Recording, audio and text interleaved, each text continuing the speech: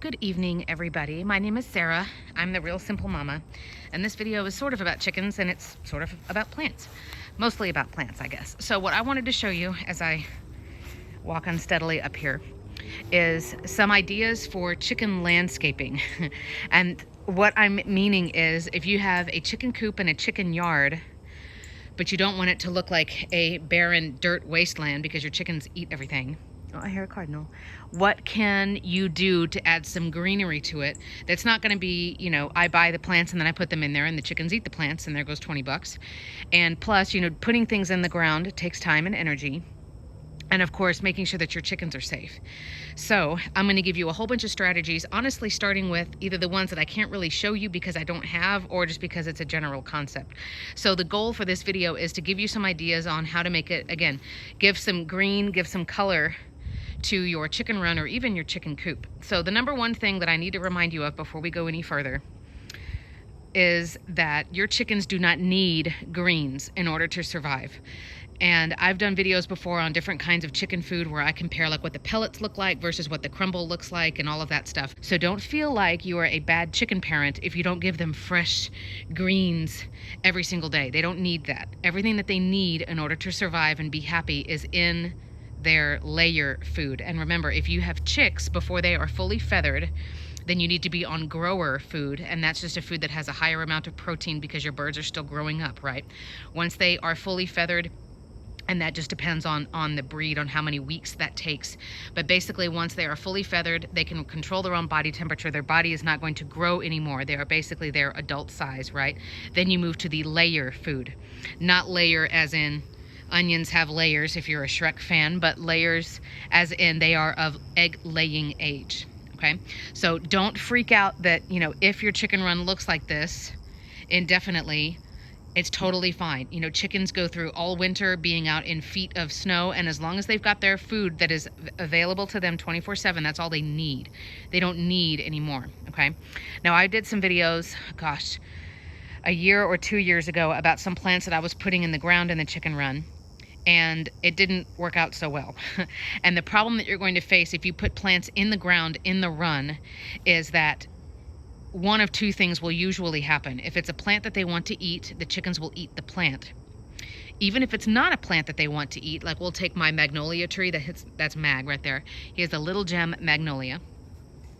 Even if they're not interested in eating the tree, they have no interest in eating those leaves. They see it, they know it's there, they just don't want it.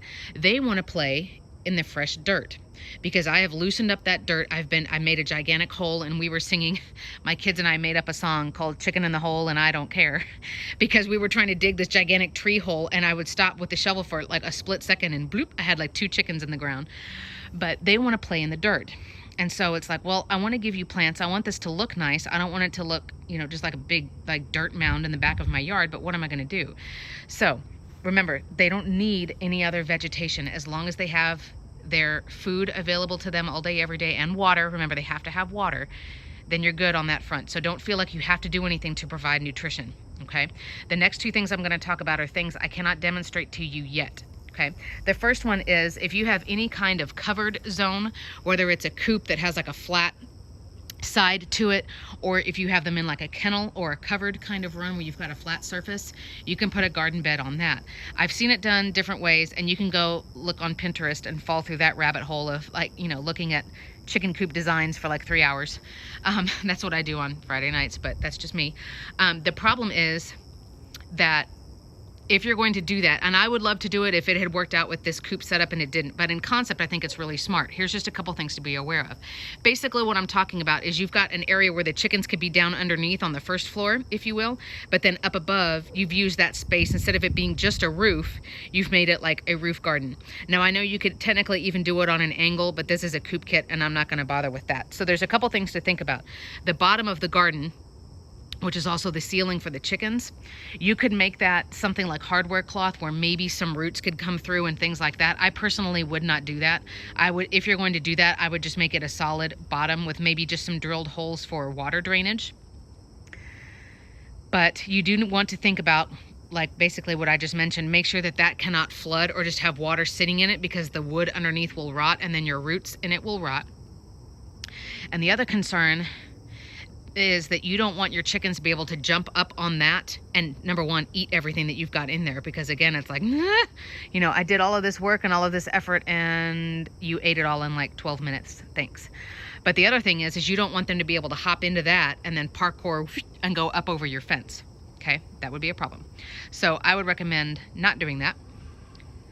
So if you want to do something like that, the last suggestion that I will have, and that's really for all of our plants, is please, please, please be really careful if you're using any kind of fertilizer, even if it's like a nice, safe, organic one, or if you're using any kind of pesticide or even potting soil, anything other than just the plain dirt that's in the ground. Be really careful that your chickens cannot access it. They don't need to be eating any of that stuff. Even if it's good for your plants and it's good for your vegetables or it's good for whatever, that doesn't mean it's good for your chickens. So just be careful of that. The other option I can't show you because I don't have one yet. I do have a separate video, actually 2 videos, about a grazing box. What is a grazing box? It's a really easy thing to build. It's really easy to upcycle. Essentially what you're doing is you're making a little above the ground garden space. People have used pallets for this. You can use old fence posts. It doesn't have to be super big. But essentially what you're doing is you're building a grid. So you're going to have solid 4 walls. And then up above it, across the top, you're going to have hardware cloth. What is hardware cloth? Oh my goodness. If you've watched my other videos, I'm sure you know what hardware cloth is, but essentially it's the smallest spaced wiring that you can buy. It's the best one for keeping predators out of your chicken coop, and the spacing of the opening is only about a 1/2 inch. So you could barely even get your fingers in there, much less a chicken getting her big fat face in there. And essentially what you do is you build it so it's at least 3 or 4 inches up off the ground, and you put that barrier at the top. What does that do? That allows the plant to be in the ground, right? And it has roots in the ground. And then it grows up. The chickens can come and stand on top of the grazing box and eat through it. Common things that people do is barley, rye, wheatgrass, all different kinds of grassy herbs. You want to think long, thin leaves so they can grow up through the hardware cloth. And all the chickens can do is basically give it a trim. They can come along and eat it and maybe pull up a couple of blades, but you are protecting the roots. So the heart of the plant or the core of the plant cannot die. And once it gets a certain height, then the chickens can eat a little bit of it. You can do that with all different kinds of stuff and make it seasonal. I plan on building one soon with some leftover wood that I have. They're really easy to do. And then the key is you just make sure that there's enough gap there that the plant has basically some safe space where the chickens can't get to it, okay?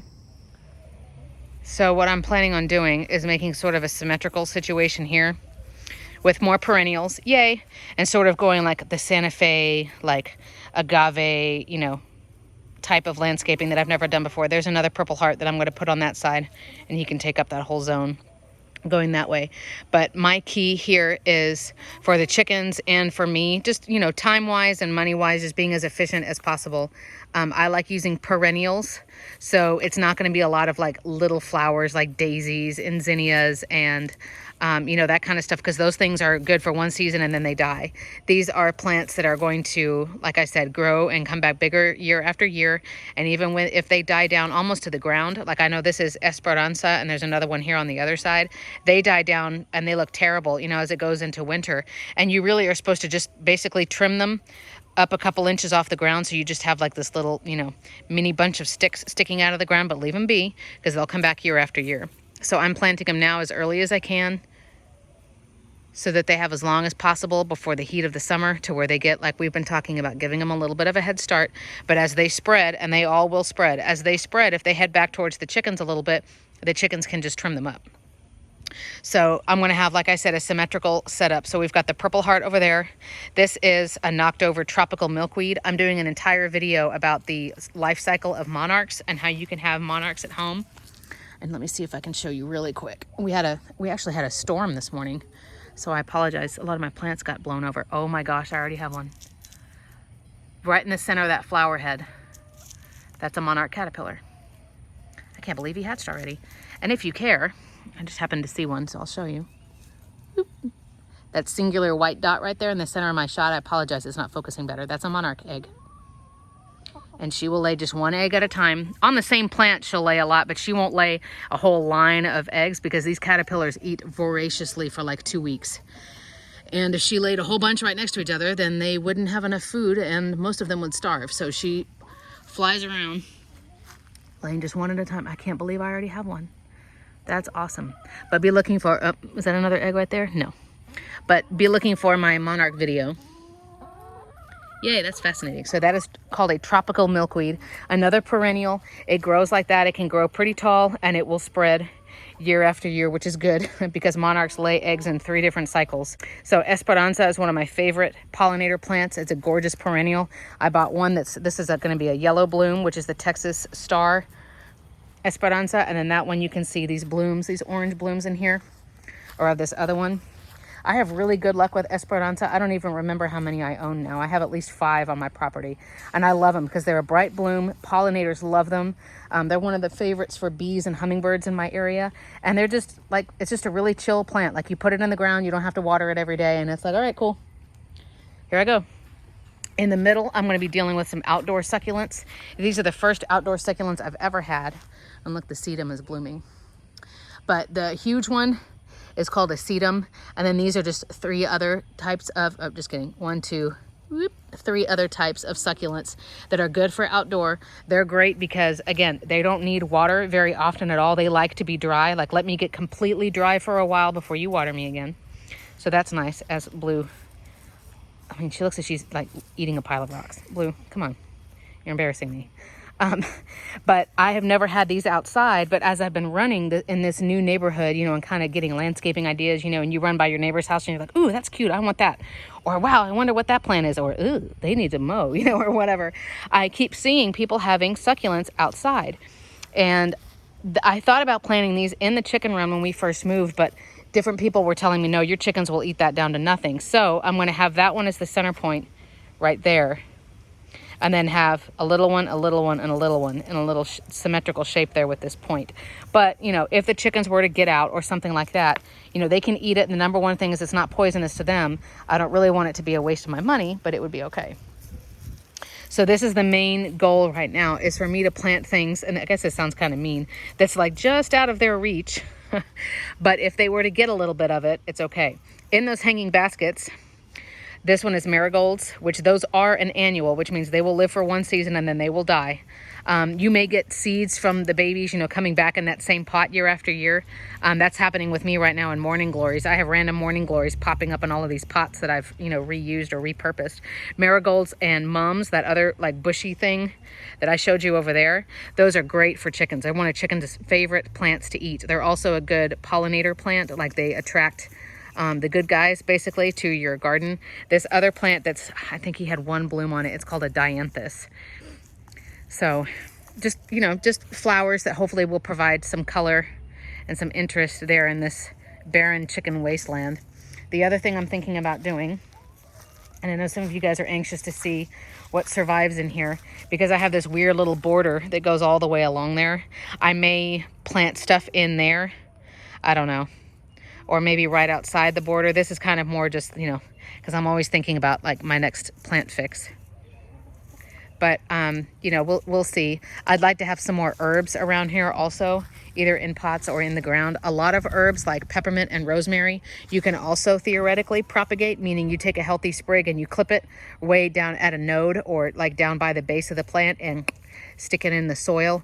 You could also do a lot of those hydroponically, I'm sure, like, you know, just putting it in water and letting it grow roots that way.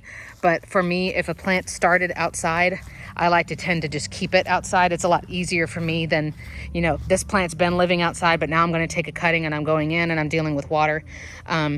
And I'll do an indoor plant tour of all of my succulents and random indoor plants that I have, because you'll see I have my hands full in there too. So I love getting, you know, I mean, basically you're getting more plants for free, right? And I'll tell you that much purple heart, or not that's not a good example, but that other purple one I showed you was $2.99. So, I mean, I buy a couple of them to eventually cover a big space. And as the plant does well and it looks like it can handle me taking a cutting, take a cutting, literally just stick it in the ground and water it really well. And there you go.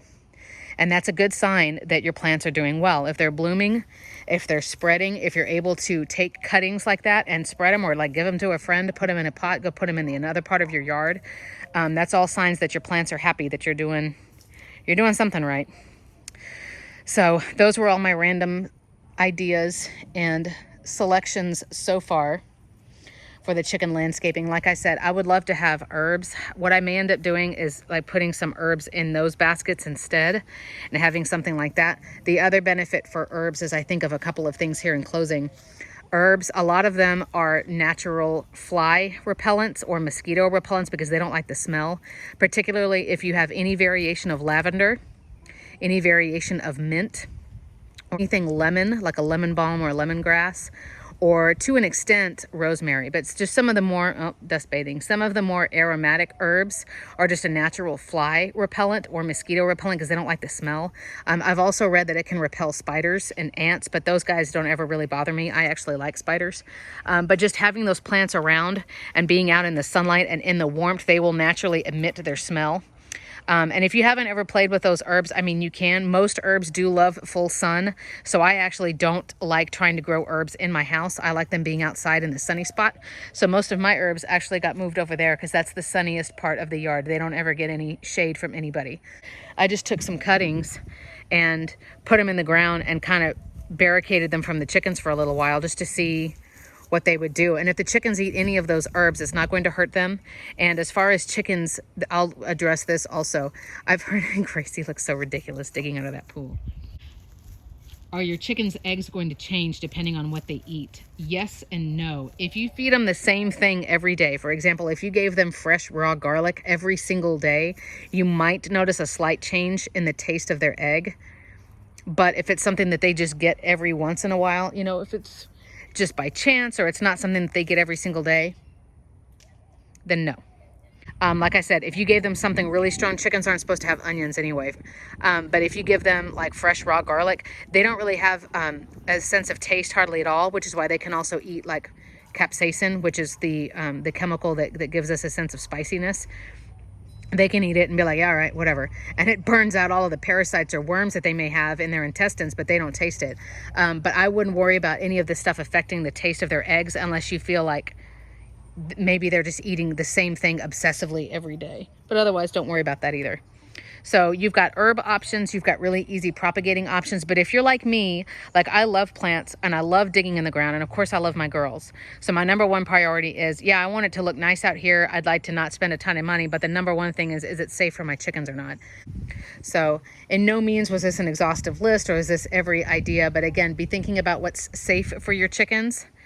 Not only what they're consuming, but making sure you're not giving them a platform so that they can go jump out of their run out and over. But Pinterest is another great way. Just go look, you know, chicken garden or chicken coop garden, chicken garden box, chicken grazing box. There's all different kinds of things you can search. But let me know in the comments what plants you have that your chickens can access. What kind of things do they eat? Do they not eat? Everybody's chickens are different. You know, I was surprised that my chickens don't eat my rosemary, which is there on your right, but they don't touch it. They don't care. So it just kind of depends. But let me know in the comments. I think this will be a great video for discussion about, you know, how do you get some greenery or some different plants in your chicken yard without your chickens just being able to eat everything. But I'm Sarah, the Real Simple Mama. This is my little flock of Jurasschic Park 2.0. And like I said, I'll do the indoor plant video before too long. You can check out my pollinator plant video. The Monarch daycare video is coming soon. And you can also check out my beginner's guide to outdoor plants. But I hope this has been helpful. Like I said, drop me some comments. Let's have some good conversation and we'll be back soon. Thanks so much for watching.